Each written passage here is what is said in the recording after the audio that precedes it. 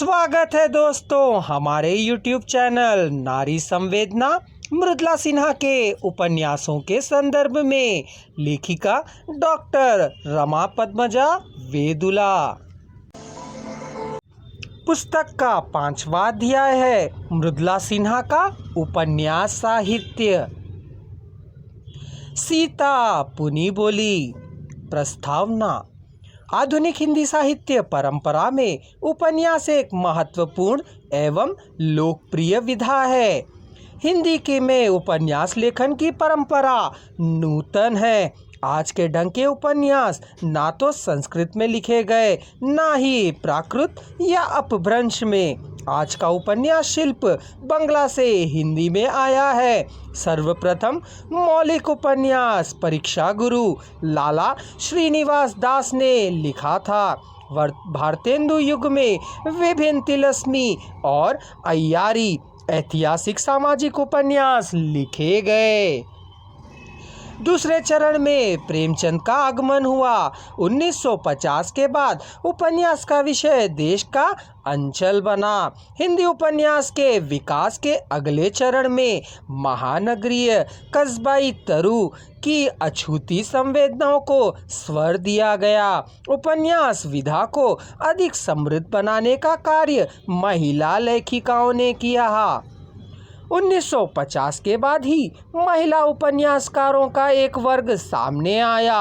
उन महिला लेखिकाओं में से एक श्रीमती मृदुला सिन्हा है। श्रीमती सिन्हा ने स्त्री पुरुष के दोहरे मानदंड को प्रहारा है। संस्कारों से छूटी हुई नारी को नई जीवन दृष्टि देने का प्रयास किया है। शारीरिक संबंधों की नैतिकता के बदलते हुए मानदंड के साथ ही टूटी कुंठाओं में जीवन दृष्टि भी दी है। आधुनिक लेखिकाओं में इनका अपना स्थान है। सिन्हा जी की रचना धर्मिता मात्र स्त्री प्रश्नों, स्त्री पुरुषों से जुड़ी समस्याओं तक ही सीमित नहीं है, बल्कि आधुनिक जीवन यथार्थ की जटिलताओं और उनके बृहत्तर संदर्भों को भी उनकी संवेदना और सोच के दायरे में लाई है। स्त्री पुरुष के संबंधों के साथ साथ जीवन यथार्थ के बृहत्तर संदर्भों में भी वे पूरे मनोयोग से गई हैं। मृदुला सिन्हा द्वारा रचित सर्वशक्ति संपन्न नारी सीता की आत्म कथा शैली में लिखा गया उपन्यास सीता पुनी बोली है। कथा वस्तु। सीता पुनी बोली मृदुला सिन्हा जी का उपन्यास है। इसका प्रकाशन सन 2006 में हुआ।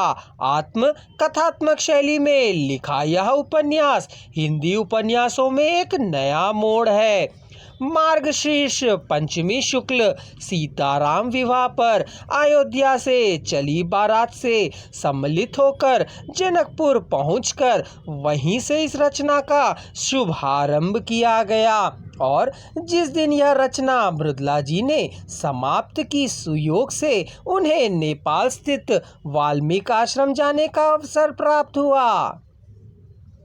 उपन्यास की शुरुआत मिथिलोत्सव में सीता के प्रति उर्मिला के मन में उठे दुराव भाव से होता है। राज दरबार में सीता जी की उत्पत्ति जन्म रहस्य का राज दिन के उजाले की तरह साफ था, किंतु उर्मिला ने आज भाड़ा फोड़ ही दिया। सीता के छोटे से मन में पिताजी के प्रेम व्यवहार के बारे में सवाल जगा ही दिया।